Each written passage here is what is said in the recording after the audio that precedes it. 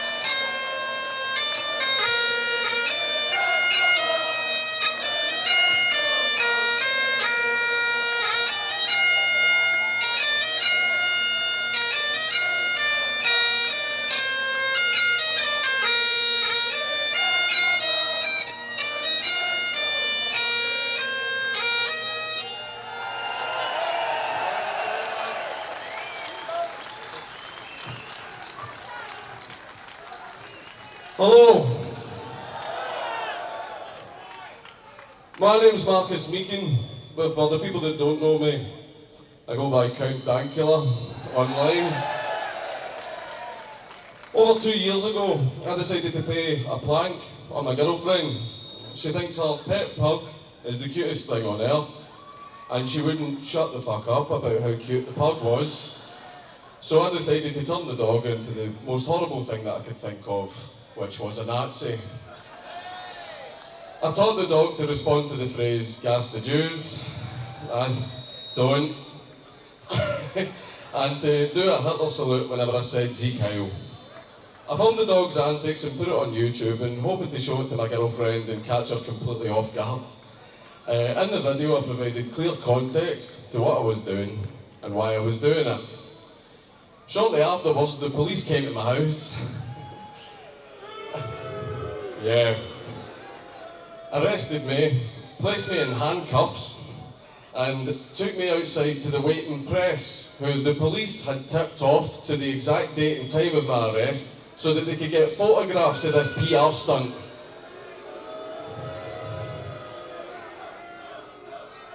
I was taken to jail, held overnight for court the next day. I was then released to await my trial. My trial would go on for 2 years. Twice as long as the actual Nuremberg Trials. During these 2 years, I lost several jobs, I was defamed by the press, I've received threats of violence, and I've had to constantly put up with the press and members of the public lying about who I am and what I actually believe in. While at the same time throughout those 2 years, trying to comfort my girlfriend and mother, who were terrified that I was going to prison. And me and my family had to go through all of that for 2 years, because I made a joke. For the entirety of my trial, the prosecution tried their hardest to find evidence of me being a Nazi, a racist, or a white supremacist, and in the end, they found absolutely nothing. No evidence whatsoever of me being a racist or a white supremacist was submitted by the prosecution, because absolutely none existed. So the only path that they could go down was to assume the thoughts that I had in my head when I made the video. The courts decided what my thoughts were and presented their decision to the public as fact, when it's obviously completely untrue. I'm amazed that more people aren't concerned that the courts now have the ability to overrule the reality of what your thoughts are, replace it with their own interpretation, and then convict you over the interpretation that they gave you. Apparently a lot of people still haven't read 1984. I provided clear context in the video to what I was doing and why I was doing it. An explanation was given, but people didn't want to acknowledge the explanation. People instead wanted to act like the trumped up high school English teacher examining a passage from a book trying to find the hidden message or meaning that the author was trying to get across, when there isn't one. There is no hidden message or meaning behind what I did. I wanted to play a prank on my girlfriend, and I'm a shitlord, right? That is the reality of the situation, and I see no reason why I should suffer because people have willfully chosen to ignore reality. In the aftermath of what happened, I've decided to keep fighting to protect free speech, because after seeing my mother repeatedly crying at the fact that her son could get sent to prison just because he hurt some people's feelings, that was more than enough for me to want to make sure that what happened to me doesn't happen to anyone else.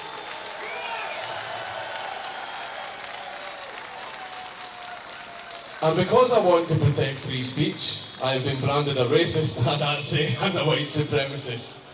And that I am part of the alt-right. To set the record straight, I reject any notion of superiority or inferiority based on race. I reject the idea of an ethno-state. If you want to live here in peace and not only respect the freedom of others, but fight to protect the freedom of others, then you are welcome in this country. I reject Nazism and any other form of far-right ideology because I have a deep, seething hatred for anything that even has a hint of authoritarianism, and that goes for the far left too. These are the things that I've always believed, and if you actually watch my videos and look at the content I produce, you would know yourself that that's what I believe. But despite that, there are people online who still call me a racist and a white supremacist, and some of these individuals can waste hours and hours a day on Twitter saying these things to me, but they can't spare 5 minutes to do some basic research. And any famous comedians who dared voice their support for me, not over the joke itself, but over principle, they were attacked by their peers and told to drop their wrong-think opinion. Their peers told them, get the fuck back in line. Because to these people, image matters more than principles. People seem to think that if someone wants to protect freedom of speech, it means that person is far right, or at the very least right wing. People have even branded this event as a far right event because of what they think of the speakers here. Well then, where are the left wing free speech events? Where are the left-wing voices coming out in support of free speech? The reason these speakers are here today isn't because the right have claimed the principle of free speech, it's because the left have abandoned it.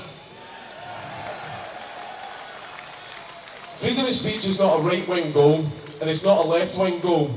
It's a human goal, it is a human right that everyone deserves. It doesn't matter what race you are, it doesn't matter what religion you are, it doesn't matter where you are from. It is a right that we all must protect because it belongs to all of us.